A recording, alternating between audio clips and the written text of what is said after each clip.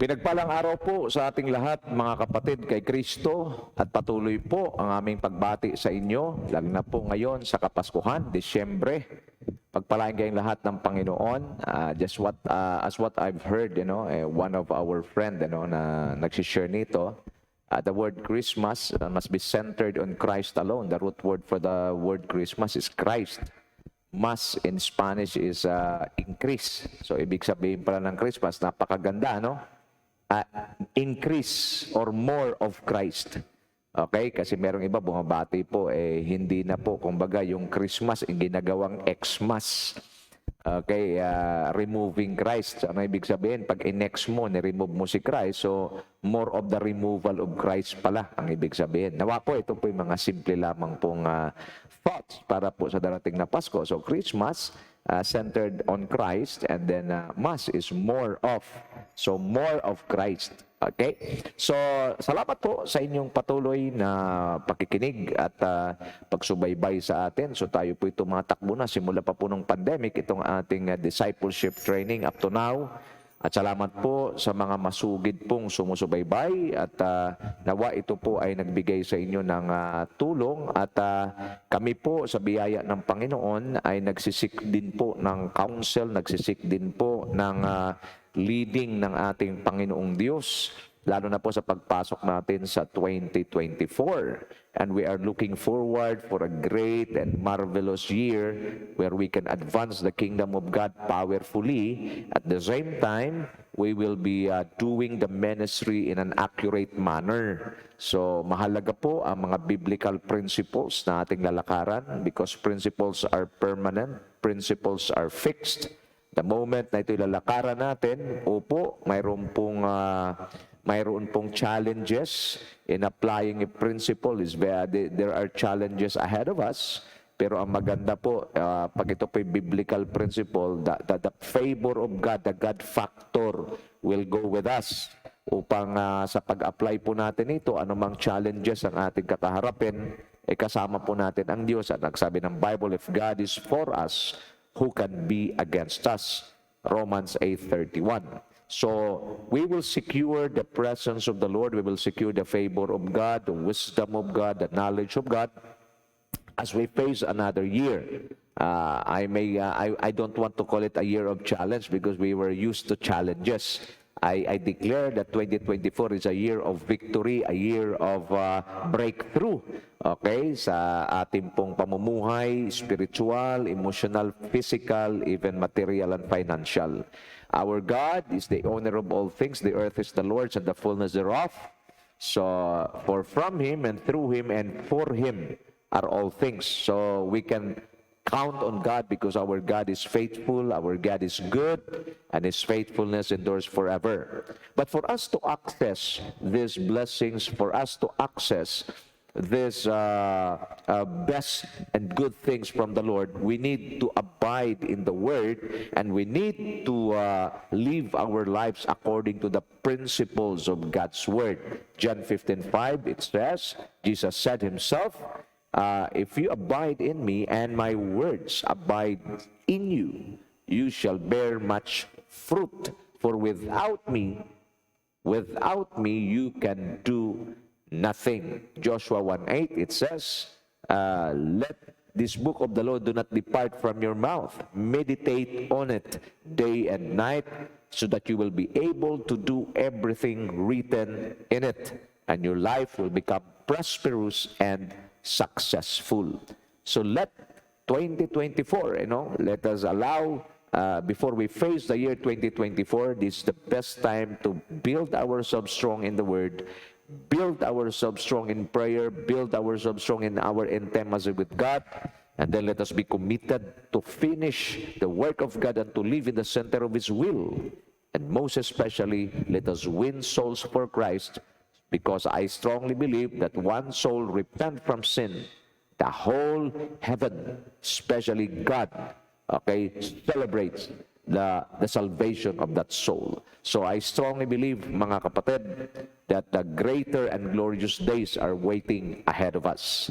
Okay, before we continue, I would like to greet all the pastors, leaders, and workers who are watching tonight. God bless you po sa inyong lahat. God bless and more blessings to come. The favor of the Lord, the blessings of the Lord will be upon us all in our lives, in our families, especially in our ministry. And we will not stop advancing the kingdom of God on earth, because this is our main objective. This is the main reason why God saved us. We were saved to save others. Okay, so mula po GMA, Luzon, Visayas at Mindanao, welcome po sa ating discipleship training na ginaganap tuwing Martes at Huwebes, upang tayo po ay patuloy na patibayin, patuloy pong bigyan ng mga prinsipyo mula po sa salita ng Diyos. And of course, I would like to greet also our brethren abroad, okay, na nasa iba't ibang bansa mula Taiwan, Spain, Canada, yung iba po nariyan po sa New Zealand,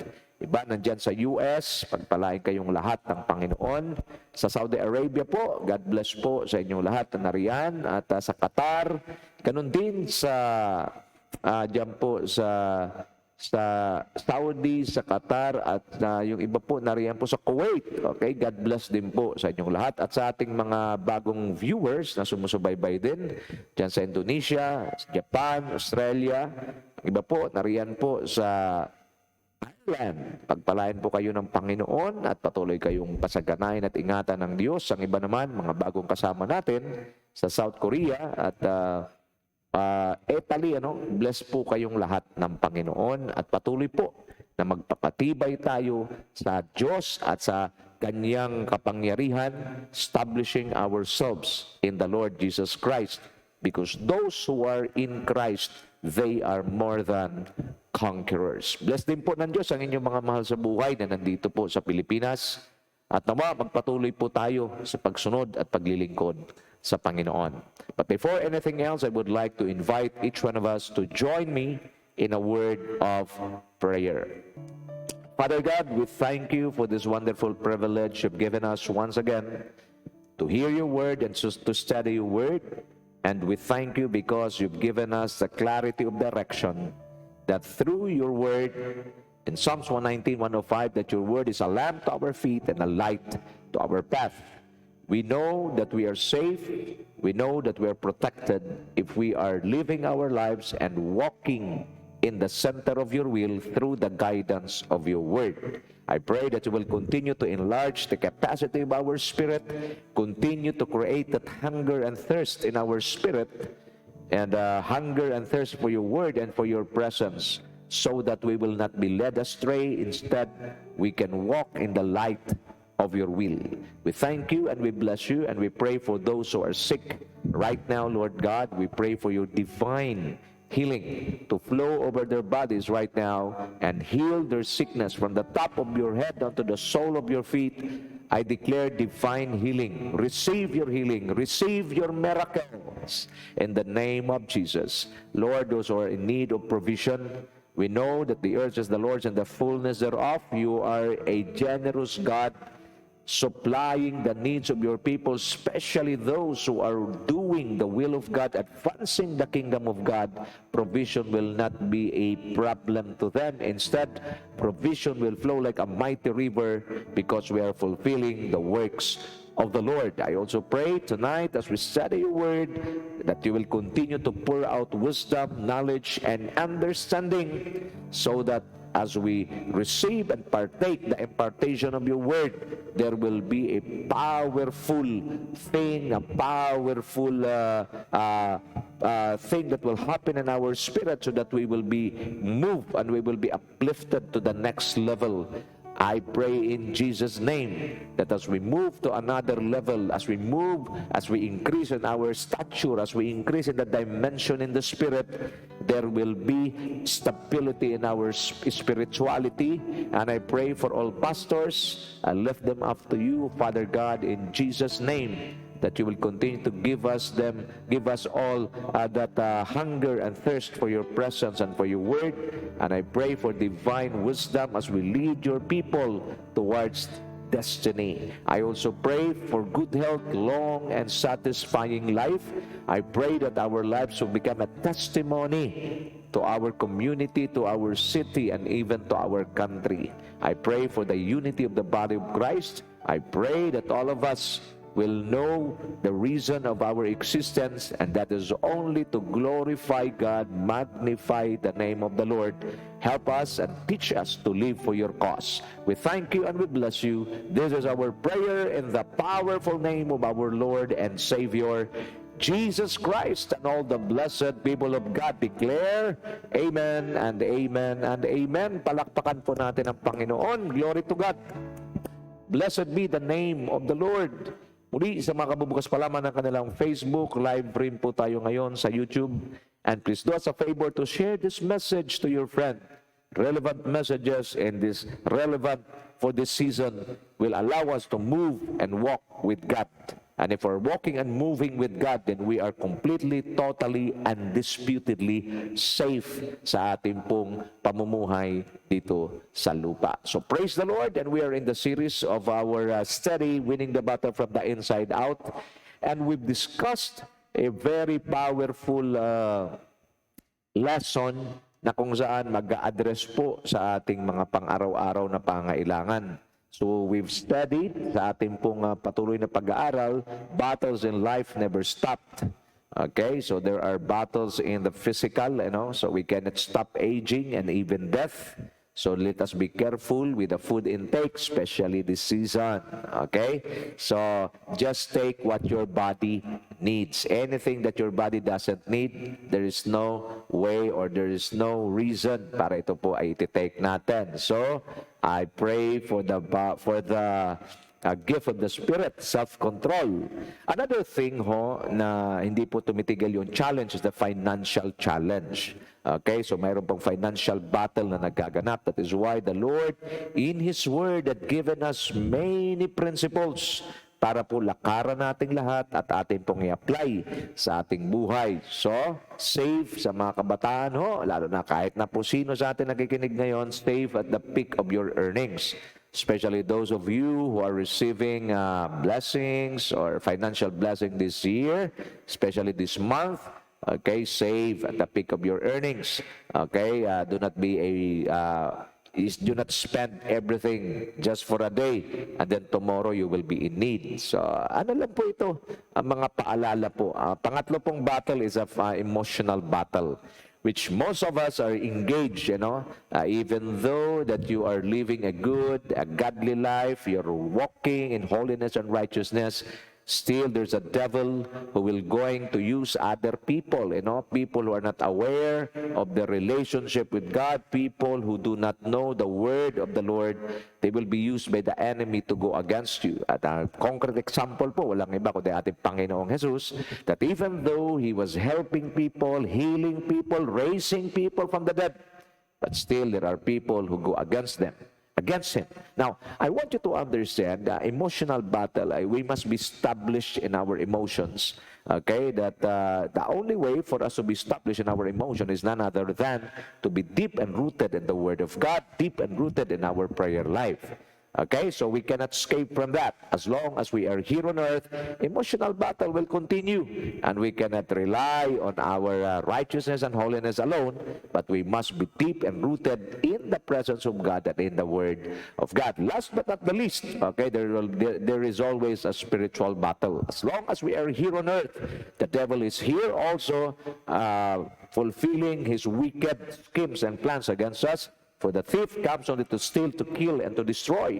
But Jesus said, I came that the sheep, that they may have life and have it to the full. Sa Tagalog, ako'y naparito upang bigyan ng mga tupa ng buhay na ganap at kasiyasiya.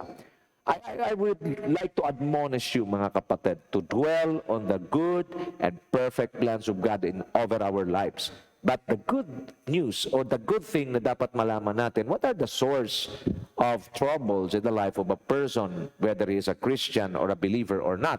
Number one, the devil. Okay, there's a devil who is trying to destroy the life of a person.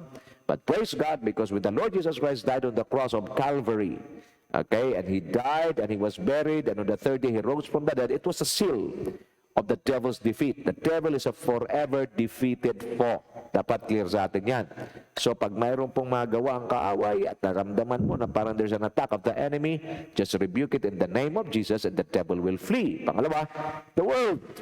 Okay, mahalaga ho na maunawaan natin ito na isa pong nagkukos ng trouble, lalo na sa buhay ng isang mananampalataya, is yung worldliness. The world, sabi ng Bible, okay, it will ignite the lust of the flesh, the lust of the eyes, and the pride of life in the life of a person. Okay, lalo na sa mga mananampalataya. So let us be careful, okay, engaging ourselves in the world. Avoid acquiring worldly system. Okay, avoid acquiring and allowing yourself to flow in the world. Why? Because the world will ignite the lust of the flesh, the lust of the eyes, and the pride of life. Okay, so let us be careful. Sabi ng 1 John 2 verse 17, ang sabi, the world and its desires pass away, but the man who does the will of God shall live forever. Mga kapatid, we are in the crucial times of our lives that we need to be careful with our choices. Palagi kong sinasabi, life has full of choices.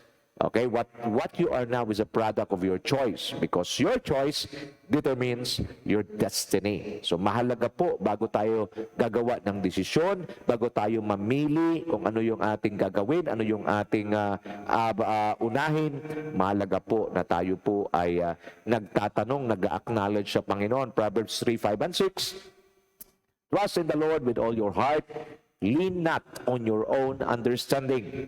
In all your ways, acknowledge Him, and He will make your path straight. Mga kapatid ko kay Kristo, napakahalaga po ng mga bagay na ito na dapat nating mabantayan. Lalong-lalo na po na nandito pa tayo sa mundo, sa sanlibutan na punong-puno po ng tukso, punong-puno po ng gawa ng kaaway, but I don't want you to dwell on that. I encourage you to dwell in the Word of God, because the Word of God gives hope. The Word of God gives freedom. Magdwell tayo sa kabutihan at katapatan ng Diyos sa pamamagitan po ng pagbukas ng ating kaisipan at ng ating pananaw at pangunawa sa salita ng Diyos. So the most dangerous foe or enemy of a person is none other than the flesh or himself. So dapat ho, maunawaan natin to. The devil is defeated already. The world is defeated, but there is one enemy that is the worst enemy that we have, and that is none other than our flesh, ourselves. So there are biblical prescriptions on how to defeat the flesh. Dito tayo po nag-aral. So pasandahan ko po ito ng sobrang bilis. Number one, if you want biblical prescriptions on how to defeat the flesh, number one, deny it. If you want to follow me, deny yourself, sabi ng Panginoon. So wag po natin pagbigyan. Struggle po yan, pero ikaw po ang determining factor. Ano po ang iyong desisyon? Hindi po pwedeng makipag-argue at makipagpilitan ang laman sa iyo. Pag sinasabi mo, I don't want to do this sin, then that's final. Then the Lord will empower you. Pangalawa, crucify the flesh and its desires. Laging tandaan na nandito tayo sa lupa, ang ating laman, ang korsonada po nito, ang desire nito are the things of the world. But if you crucify the flesh, pag sabing crucify the flesh sa Tagalog, napakalinaw pong pagkasabi, at pinatay na ng lahat ng nakipag-isa kay Kristo ang dati niyang pagkatao, maging ang mga masamang nasa nito. So ang i-crucify mo, ang hindi mo na bigyan ng buhay, yan po siguro ang pinakatamang term. Huwag mo nang bigyan ng buhay ang gusto ng laman mo. Instead, bigyan mo ng buhay ang gusto ng Espiritu. Number 3, prescription on how to defeat the flesh. Kasi worst enemy natin to live for God's cause. Okay, ang dahilan ng ating pagkabuhay, katulad ni Apostol Pablo sa Galatians 2:20, ay walang iba kundi siya nabubuhay na para kay Kristo. Okay, because Jesus died for us so that all of us shall live forever. Because kung hindi si Kristo namatay sa krus ng Kalbaryo, lahat po tayo mamamatay. Ibig sabihin, forever na mawalay sa Diyos. At ito po ay napaka-trahedyang pangyayari sa buhay ng isang tao. Jesus died for us to live. So how? Okay, to live forever, and while we are still here on earth, let us live for God's cause. Dapat po atin po itong ilagay sa ating puso, sa ating isipan. Ako po'y nabubuhay ngayon para sa Diyos. At ang dahilan ng aking pagkabuhay ay para pamumuhay ay walang iba kundi bigyan ng kaluwalhatian, bigyan ng karangalan, higit sa lahat kaluguran ang Diyos. Letter D, prescriptions on how to defeat the flesh, offer ourselves to God. Total surrender to God. Romans 12:1. Ano ibig sabihin? Let us offer ourselves, surrender ourselves to God daily. Because if we surrender ourselves to God, our lives to God, we are giving Him, we are allowing Him to take full charge and control over our lives. Ibig sabihin, we want to be under the covering of God. At ang sabi po sa Psalm 91, siya na nagkupkup, siya na nagnasa ng pagkupkup ng kaitaasan, makapagsasabi siyang buog ko tahanan. Ibig sabihin, we allow the covering of the Lord to be upon us if we allow Him, if we surrender ourselves to Him. Para malinaw, di ba sa dalawang naglalabanan, mapapansin niyo po yan, pagka na matindi ng labanan at nakita nung isa na siya'y matatalo na, kanya na pong iwawagayway yung kanyang puting bandila. At ibig sabihin, kami po'y suko na, and kami po'y handa na pong magpasakop sa inyong pamumuno. Dati kami yung namumuno, ngayon dahil sumurrender na po kami, kayo na po ang mamuno sa amin, ano man ang inyong gusto, yun po ang aming gagawin. Ganon po ang tamang understanding ng surrender. So, pag-surrender natin ang ating buhay sa Diyos, at araw-araw po itong gagawin, mga kapatid, ibig sabihin, tinataas na natin ang puting bandila at sinasabi natin, Lord, beginning today, or today, kayo po ang manguna at mag-guide sa buhay ko, Panginoon. Ang inyo pong sasabihin, ang siya ko pong gagawin. Hindi na po yung sinasabi ng aking laman. So, okay? Letter E, be a slave to righteousness. Okay, another prescription on how to defeat the flesh, maging alipin po tayo ng katuwiran. Do not allow any part of your body to be used by the enemy to commit sin against God. Why? Clear sa atin, namatay si Kristo dahil sa ating mga kasalanan. At hindi na po kakayanin ng ating konsensya na siya tayo po'y gumawa pa rin ng kasalanan because hindi na po si Kristo, minsan lang siyang namatay para sa kasalanan mo. And never allow any part of your body to be used by the devil to commit sin against God. Kaya palagi ko sinasabi, our lives should be exclusively for God's use only. Another prescription, letter F, on how to defeat the flesh, okay, is to live in holiness. The divine calling of God for every believer is to live in holiness. Ang sabi po sa 1 Peter 1:15-16, but just as He called you is holy, so be holy in all you do. For it is written, be holy because I am holy. Maganda hong panuntunan ito o prinsipyo ng bawat mananampalataya sa bawat araw, sa bawat sandali, minuto, oras ng kanyang buhay, na palagi nating titingnan, yung bang aking sasabihin ay mayroong kabanalan, ito ba'y hindi mag-o-offend sa Diyos? Kadalasan po sa atin, ang ating pong palaging inaalala, baka ma-offend ang tao sa sasabihin ko. Madalas po, ang tao, pag ito ay inyong iniiwasang ma-offend, ang iyong na-o-offend ay walang iba kundi ang Diyos. At madalas naman, kung ang gusto mo, ang wag ma-offend ay ang Diyos, madalas ma-offend ang tao. Sa pangangaral po ng salita ng Panginoon, makikita po natin, if you will tell the truth, if you will preach the truth, people will be hurt, people will get offended. It's fine. Why? As long na ang Diyos na nagbigay sa iyo ng buhay, nagbigay sa iyo ng hininga, nagbigay sa iyo ng lakas, ay hindi ma-offend. Bagay po ito na hindi po masyadong natututunan ng marami. Kasi ang akala natin, wag nang ma-offend yung tao, baka ma-offend yung tao. By doing that, you are offending God. Lalong-lalo na po sa ating mga pastor at mga ngaral ng salita ng Diyos. Sometimes kumbaga lumalabnaw yung ating pagtuturo ng salita ng Panginoon. Bakit? Because we are protecting people. Ang pagbabahagi ng salita ng Diyos ng hindi po puro, ang pagbabahagi ng salita ng Diyos na ating pong itong kinokontrol, ibig sabihin, sa halip na ibigay ang 100% na truth, ating pong inaalala, baka umalis o baka masaktan, kaya hindi natin binibigay ng todo. We have no right, as preachers of the word, we have no right to not give the 100% truth. Because the moment we keep on doing that, yun ang magdi-disqualify sa atin bilang mga lingkod ng Diyos. So let us be careful with what we are doing. We must live a holy life and be holy in all we do. Doing or being holy in all we do is telling the people, preaching to the people, teaching the people the accurate word of the Lord.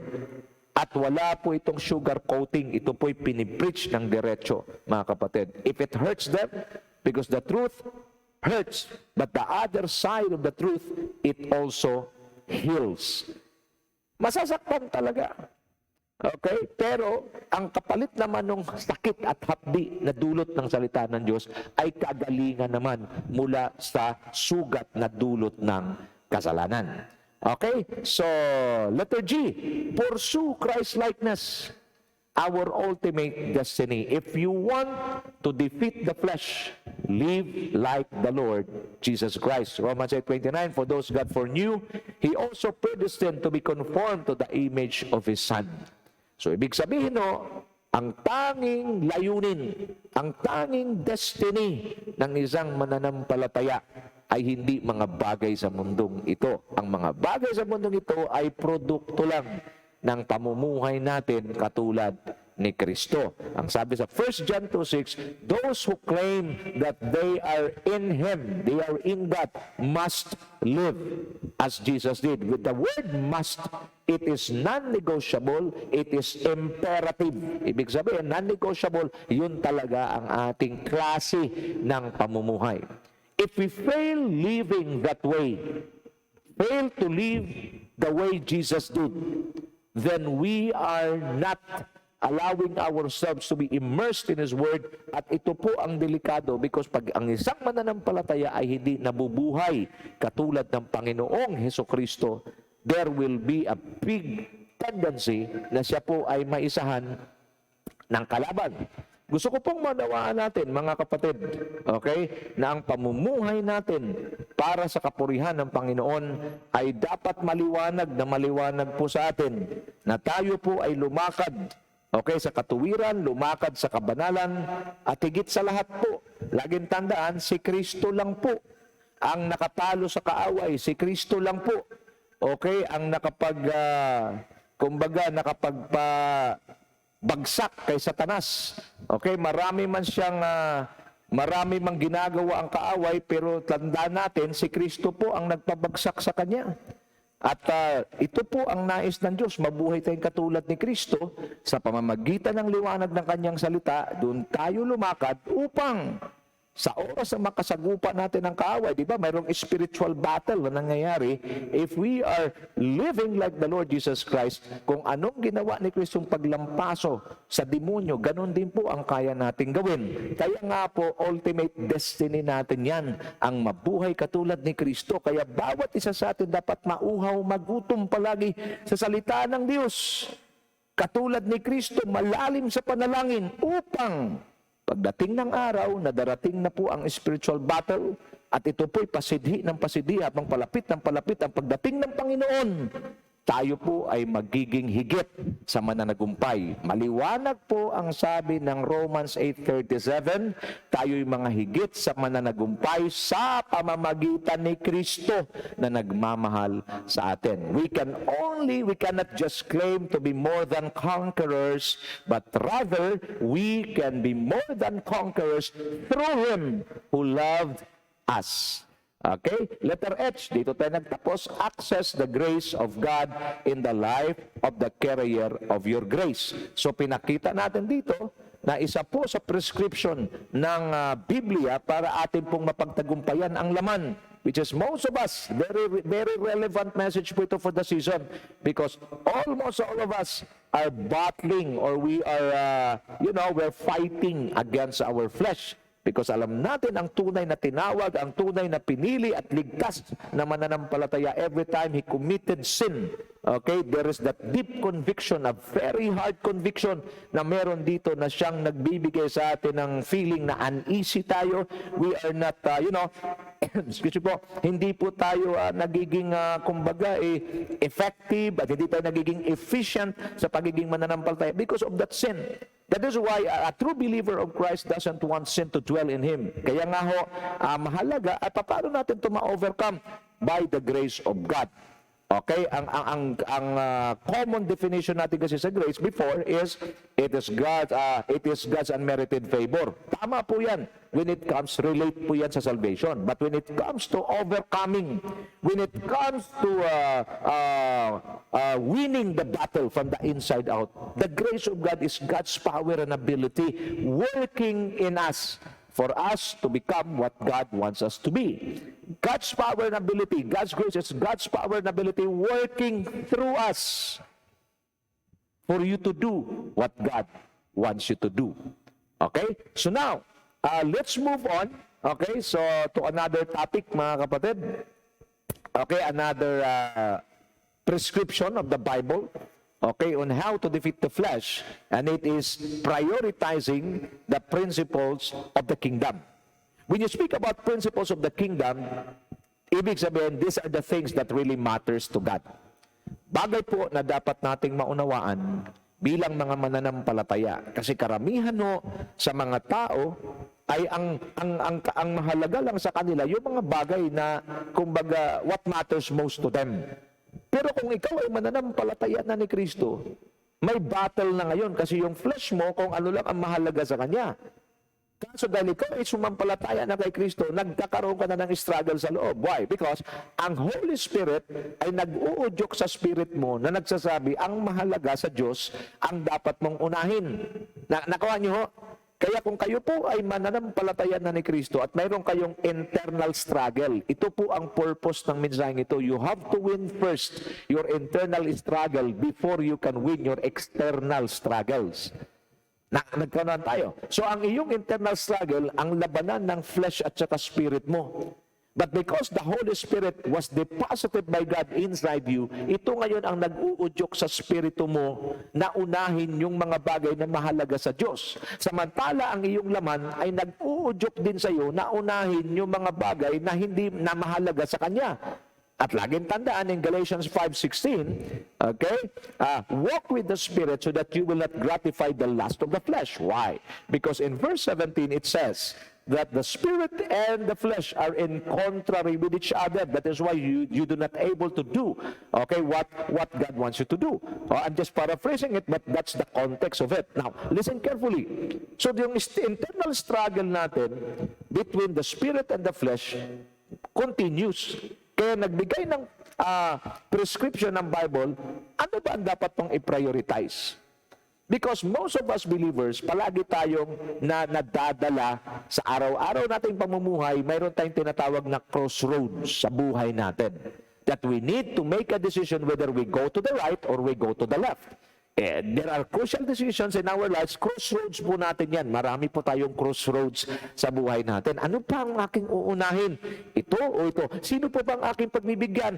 Ang laman o ang espiritu? So ito po ang mga nangyayari sa atin. That is why biblical prescription on how to defeat the flesh, on how to defeat things na kontra sa spirit mo is to prioritize the principles of the kingdom.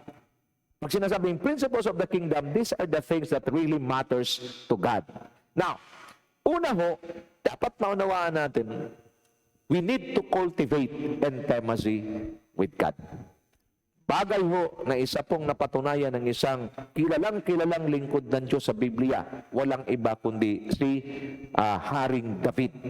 David was called by God Himself, the man after God's own heart. So siguro kunin natin yung mga sinabi ni David, okay, when it comes to prioritizing the things that really matters to God, unang-una po, talagang intimacy. At yung intimacy, hindi po lamang natin sasabihin. Kailangan po kinukultivate natin para tayo magtatanim ng buto. Na bago mo itanim ang buto, kailangan mo muna i-cultivate yung soil. For what purpose? Para yung mga minerals, yung mga kailangan ng buto para mabilis siyang tumubo ay maihanda na. An uncultivated soil cannot grow a seed. Listen carefully. That is why yung heart natin, yung spirit natin, yung buhay natin dapat ma-cultivate natin para ready tayo sa pagtanggap ng kapahayagan mula sa Diyos. Ready tayo na sumunod sa nais ng Diyos. Ready tayo na magbago kung anong ipapagawa sa atin ng Diyos. So we need to cultivate intimacy with God. Now, look at what David says when it comes to intimacy. Psalms 42 verse 1. the deer pants for streams of water, so my soul pants for you, my God.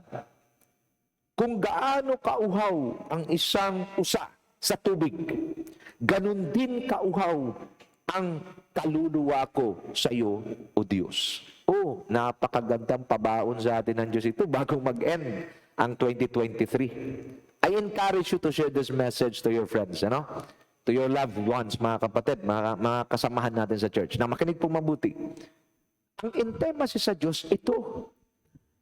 Para mas malalim po nating maunawaan, ang mga usa, pag yan po ay naglalakbay, grupo-grupo po yan, marami. At sa kanilang paglalakbay, sila po ay nauuhaw. At iisa ang nasa kanilang kaisipan, kailangan makahanap ng tubig upang ito'y kanilang mainom. Oras na sila'y makahanap ng isang batis o tubig, sila po'y nag-uunahan. Dahil sa sobrang uhaw na meron sila. Sundan niyo po. At sa kanilang pagtakbo, sa kanilang pag-uunahan, nakita natin, okay, habang sila'y nag-aagawan, nag-uunahan, sila po ay nagtatakbuhan at pag mayroon pong nadapa, okay, mayroon pong nadapa dahil sa kanilang pag-aagawan, ito po ay kanilang inaapakan at sa katang ito'y naapakan nila, ito po'y minsan po'y namamatay. Nakuha nyo? Sa kanila po kasi, ang mahalaga yung tubig. At sila po'y nag-uunahan doon. Sila po ay talagang ninanais nila talaga na maibsan yung kanilang uhaw. At ito po ang dahilan kung bakit sila po ay naglakbay ng mahaba at malayong lugar. Mga kapatid, tandaan natin, ang isang usa ay handang maglakbay ng milya-milya, mahanap lang yung tubig. Kasama ang pagod, kasama ang sakripisyo, kasama ang lakas, para lang makuha yung tubig na yan. My friend, ito ang sabi ni David, kung gaano kauhaw, gaano nagsakripisyo, gaano kalayo, hindi tinitingnan ng usa yung layo, mahanap lang yung tubig. Ganon din ang aking kaluluwa sa iyo, O Diyos. Ganon ito kauhaw, ganon ito nagnanais at nagnanasa. My friends, this is what intimacy is all about. You are not after what your flesh is saying. You are after what the Spirit of God is telling to your spirit. Kailan ka ba huling nauhaw sa Diyos? Kailan ka huling nauhaw sa Kanyang mga salita? Lagi natin tandaan, pag ito ang nagiging lifestyle natin sa araw-araw, we always cultivate that intimacy with God. It will become our lifestyle. And once it becomes our lifestyle, what comes next? Magiging normal sa atin ang pagpasok sa presensya ng Diyos at matupad yung sinasabi ng Panginoon sa John chapter 10, na ang tupa, pag oras ito nakapasok sa kawan ng Panginoon, sa presensya ng Diyos, siya'y maglalabas-pasok doon at makakasumpong siya ng mainam na pastulan. Napakaganda ho ng revelation na yan. Wherever you go, because you know how to enter into the presence of God through intimacy with Him, anong nangyayari? You will be blessed by the Lord. Nandoon ka man sa church, blessed ka. Nandoon ka man sa trabaho mo, blessed ka. Nandoon ka man sa abroad, blessed ka. Bakit? Because you know how to enter into His presence. And that is one way of defeating the flesh, because the flesh doesn't want to enter into the presence of God. Why? Kasi ang flesh natutorture sa presensya ng Diyos. At habang ang flesh ay naroon sa presensya ng Diyos, ito po'y nare-refine, natutorture, naaalis yung mga worldly desires, naaalis yung mga fleshly desires. What comes next? You are blessed. Kaya kung saan ka pupunta, because you are already exposed in the presence of God. Watch me now, listen carefully.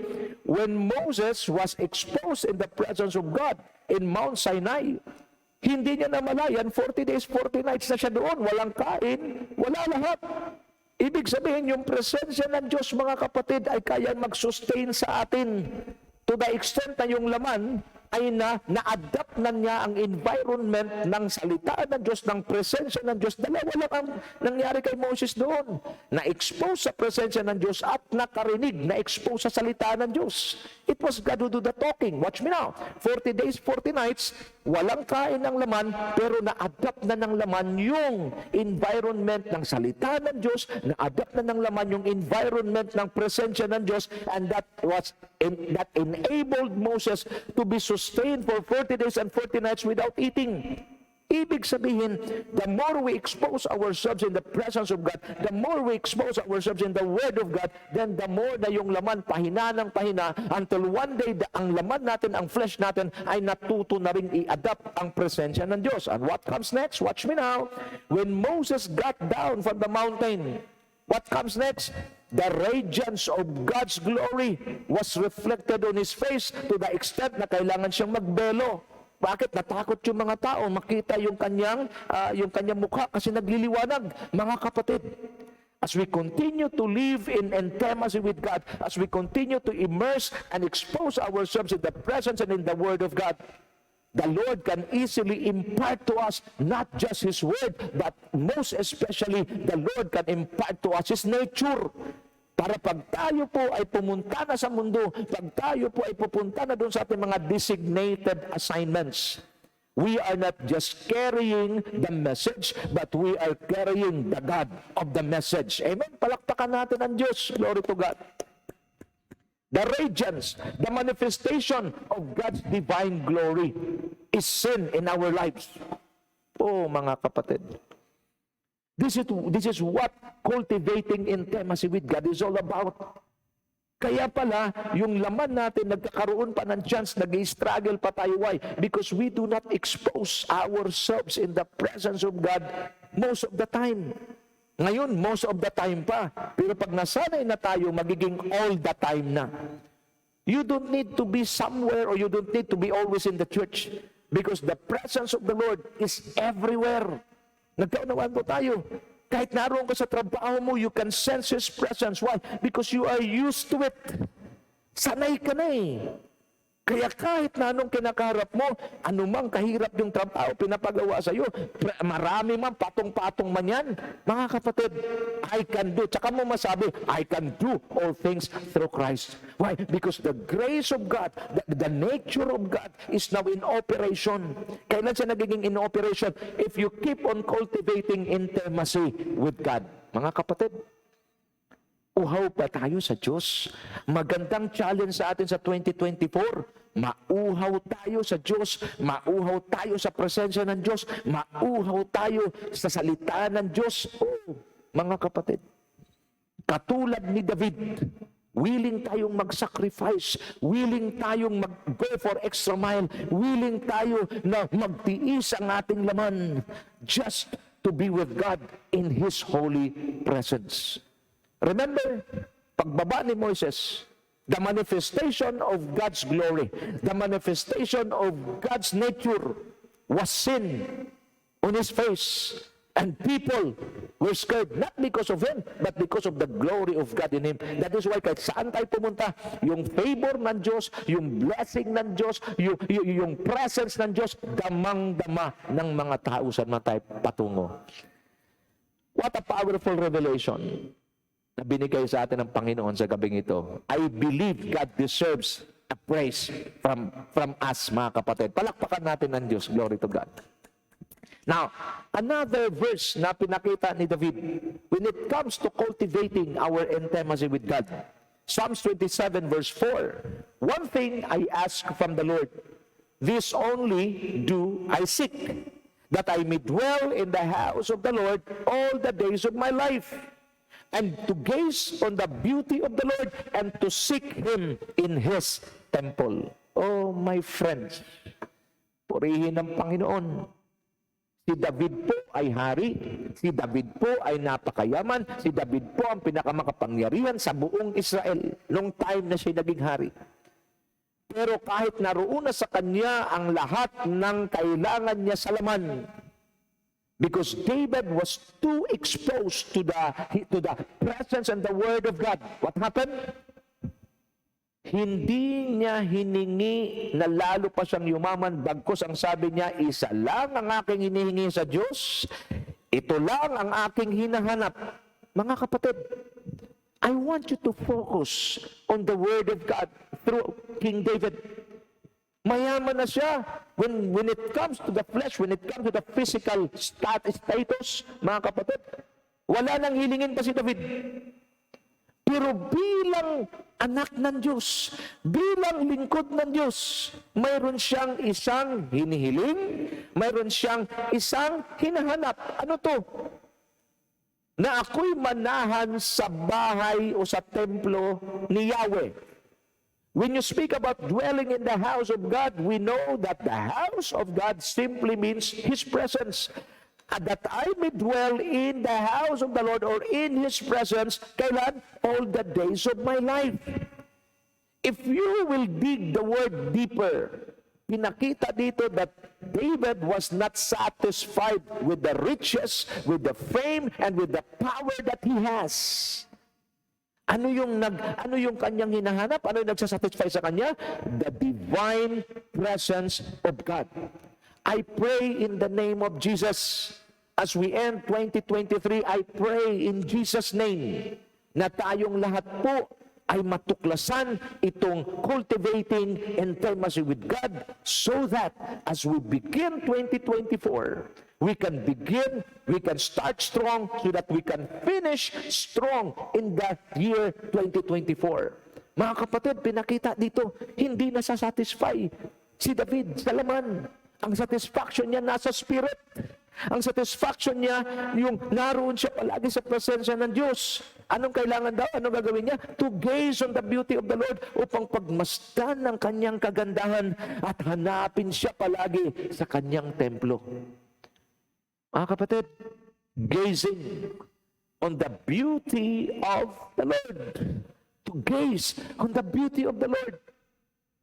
Alam niyo ho, mga kapatid, paano ba ito, Pastor, gawin? When you speak about to gaze on the beauty of the Lord, God cannot be seen because He's a spirit and we cannot see Him through our naked eyes. How? Yung makita mo yung kagandahan na kanyang mga ginawa.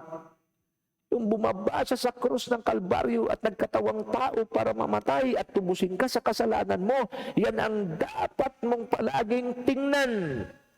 Na tuwing ikaw ay dumaan sa malalim at mabigat at mainit at maapoy na pagsubok sa buhay mo, hindi ka na manghihina pa at hindi ka na magdadalawang isip pa kung kasama mo siya o hindi. The fact na ibinigay niya na ang buhay niya para sa iyo, wala nang dahilan para sabihin mo na nandiyan ka ba, Panginoon? Wala na ho. Why? Because God is faithful. 2 Timothy 2:13 it says, even if we become faithless, God will remain faithful because He cannot disown Himself. Watch me now. Ang isa pong manufacturer ng isang sasakyan, siya po ay tapat, siya po ay faithful at mayroong integrity sa kanyang product. Okay? At yung kanyang produkto, lahat ng kailangan at patungkol dito, siya ay mayroong impormasyon at siya ay may kakayahan na ito'y panatilihin nasa kondisyon. Watch me now. Sakali man na may masirang part or parts doon sa sasakyan, ang manufacturer ay mayroong kakayahan na palitan ito ng bago para mapanatili ang kondisyon nito. Now watch me now. Laging tandaan, may mga manufacturer po tayo na pag sila'y nag-release ng mga sasakyan, nagkakaroon sila ng recall. Bakit nila nire-recall? Kasi maraming mga complaints. Watch me now, nagko-complain yung iba.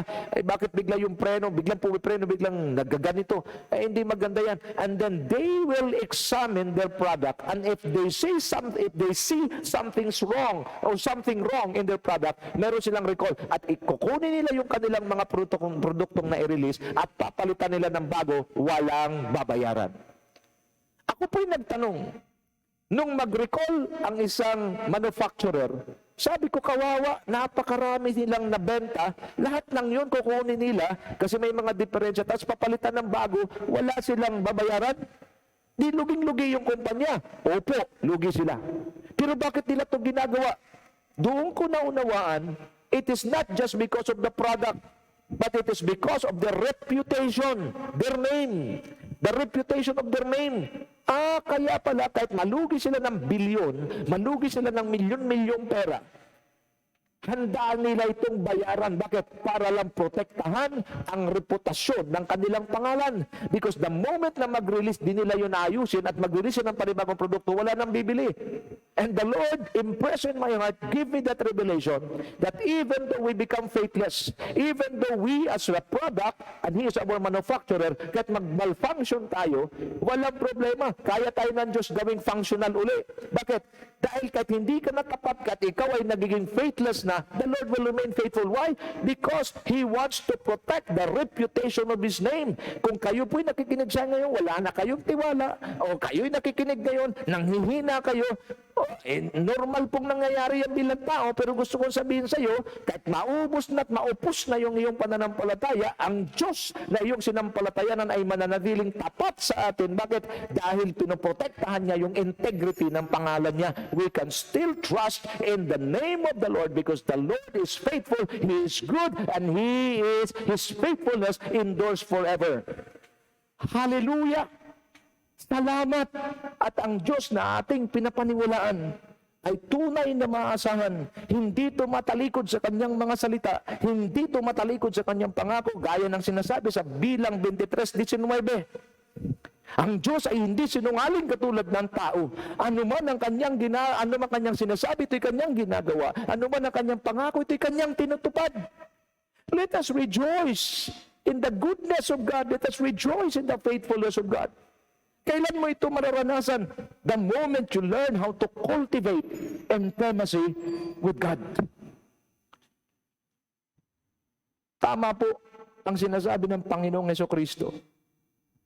Anong mapapala ng isang tao kung mapasa kanya ang buong mundo at ang mga bagay na kasama rito, kung mapapahamak naman ang kanyang kaluluwa? Jesus said in John 6:63, the Word, ang sabi rito, the Spirit gives life. What gives life? The Spirit. God, Holy Spirit. The flesh counts for nothing. Anything that we do, any achievements that we have in this flesh, ay mariremember lang dito sa lupa. But when it comes to heaven, what matters most before God are the things of God, the Word of God, God Himself. Anything and everything you do for God, yun lang po ang nagmamatter. How you touch people and bring people to the consciousness of who God is. Receiving Christ as their Lord and King and personal Savior, yun lang po. Mga kapatid, don't get me wrong. Tama po yung tayo naging masipag, naging matyaga sa ministry o sa magpagawa, sa trabaho, napopromote kayo, congratulations po. But tonight, if you want to defeat the flesh, if you want to be immersed and exposed in the presence and in the Word of God, you need to know how to prioritize the principles of the kingdom. What's the principles of the kingdom in? The things that matters most to God. Not the things that matters most to your flesh. Nagkaunawa mo tayo. Si David, pinatunayan niya rito, hari siya, makapangyarihan siya, mayamang-mayaman siya, pero may sinabi siya na dapat nating tingnan. Tingnan niyo nakapula. One thing I ask from the Lord, this only do I seek, that I may dwell in the house of the Lord all the days of my life, to gaze on the beauty of the Lord, and to seek Him in His temple. Dumating na ba tayo sa punto na sinabi natin sa Diyos to? Lord, isa lang ang gusto ko hilingin sa iyo. Hindi bahay, hindi lupa, hindi anumang bagay sa mundong ito. Isa lang ang gusto kong hanapin, ang manatili sa presensya mo habang ako ay nabubuhay. Bagay na dapat nating lahat pagbulay-bulayan sa gabing ito. Bagay na dapat nating balikan kung sa tingin natin ang ating buhay bilang mananampalataya ay hindi na naka-align sa ganitong desire. Kung hindi na naka-align ang buhay mo sa desire na ito, katulad ni David, cultivating your intimacy with God, nananawagan ang Diyos sa bawat isa sa atin na bumalik na sa ating tunay na tahanan. At ang tunay na tahanan natin, hindi lamang po langit, kung tayo nandito sa lupa, ang tunay na tahanan natin ay ang presensya ng Diyos Ama. Ang mamasdan ang kanyang kagandahan, ang kanyang mga gawa, ang kanyang kabutihan sa buhay mo at sa buhay ko. Kung mayroon man tayong tingnan sa bawat kapwa-tao natin, sa kapwa mananampalataya natin, yung kabutihan at kagandahan ng Diyos, kagandahang loob ng Diyos sa buhay ng taong yan. Nakakalungkot ngayon. Instead of looking at the beauty of the Lord in the life of a person, we are looking the infirmities. We are looking those negative traits sa isang tao. Sa oras na tumitingin tayo ng negative traits o negative sa buhay ng taong yan, we are just allowing the devil to use us to destroy the person.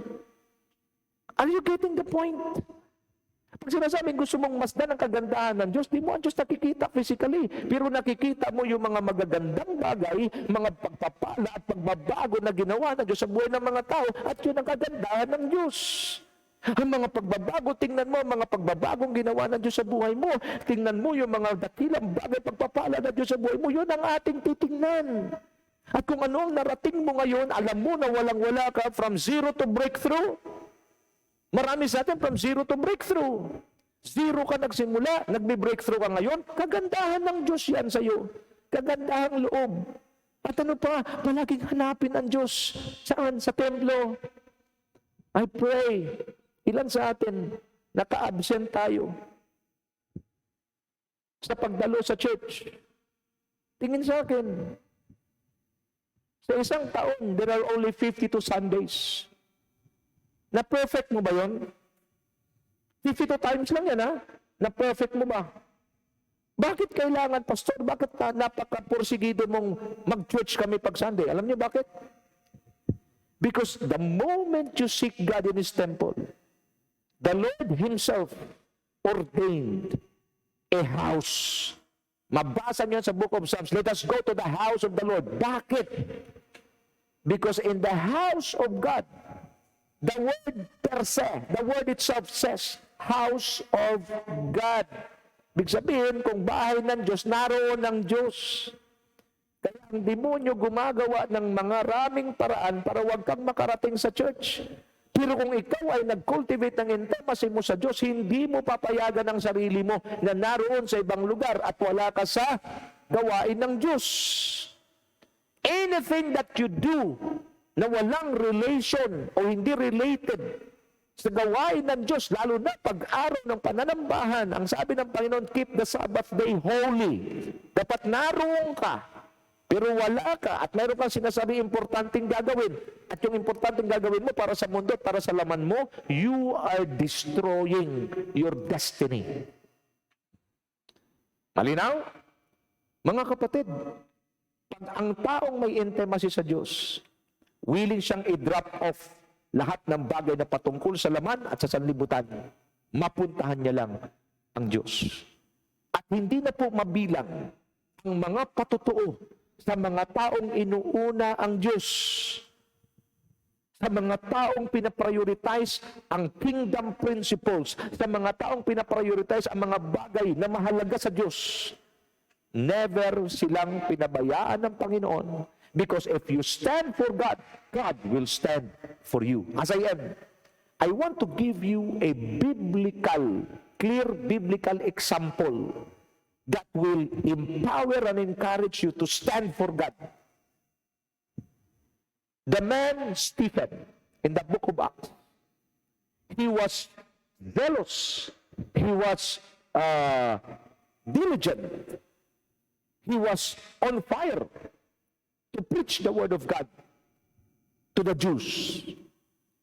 And the Jews were influenced by the teachers of the law, the scribes, the Pharisees, not to believe on Jesus. But these men stood up for God, stood up for the word, preaching the word without without hesitation, with boldness, to the extent na yung kanyang pangangaral ay naka-offend sa mga Hudyo, sa mga teachers of the law, to the extent na yung kanilang tenga ay natutulig. Yan po nakalagay sa Book of Acts. Tinakpan nilang kanilang mga tenga, bakit? Super sharp, super strong, and super offensive yung mensahe ng lingkod ng Diyos na si Stephen. At sila'y nagkaisa na siya'y kanagkarin, bugbugin, batuhin hanggang mamatay. At ito po ang napakagandang nangyayari sa isang tao na malalim sa intimacy sa Diyos, na pinaprioritize ang mga bagay na kinalulugdan ng Diyos. Ang sabi ng Bible, habang siya'y binabato, watch me now, habang binabato, kaya ang trabaho ng iba, gusto nang gawin, patayin siya sa pamagitan ng pagbabato. Bumukas po ang langit. At sa pagbukas ng langit, nakita ni Stephen ang Panginoong Hesukristo, ang hari ng mga hari at Panginoon ng mga Panginoon, hindi po nakaupo sa trono, bagkus nakatayo at nagbibigay ng commendation sa Kanya. My friends, if you stand for God, then the King of Kings and the Lord of Lords, Jesus Christ, will also stand for us. If you are willing to sacrifice your life for God, hindi na po natin pwede sabihin, God will also sacrifice His life for us, because bago ka pa nagsakripisyo na si Kristo para sa iyo at sa akin. If you are willing to go for extra mile just to glorify God, always remember, wala pong kilos at wala pong sakripisyo at wala pong ginagawang paglilingkod sa Diyos na hindi kailanman susuklian ng Panginoon. But people who go for extra miles, people who go beyond expectations, people who are willing to lay their lives for the glory of God, these are people who learn how to cultivate. These are people who learn how to dwell. These are people who learn how to expose themselves in the presence and Word of God through intimacy with God. Ipagpatuloy natin to, mga kapatid, sa susunod na Huwebes, at huwag po kayong mawala dahil napakahalaga po ng mensaheng ito. At kung kayo po ay may panahon, i-share nyo po ito sa iba at yayain nyo silang manood at makinig at mag-share ng mga mensaheng ito. Dahil ito po ang napapanahong mensahe, pabaon sa atin ng Panginoon bago mag-end ang 2023. Para when we enter 2024, we will start strong and powerful so that we can also finish strong and powerful. Your table will never run out of food, especially those who are cultivating their intimacy with God. Wherever you go, God with us, Christ in you, the hope of glory. Whatever you do, the Bible says, whatever you touches will be turned into gold. And I pray, beginning today, for the rest of our lives, it will happen as we continue to cultivate intimacy with God. This is my prayer and declaration, and I decree that it will come to pass in our lifetime. In Jesus' name, amen and amen and amen. Shalom!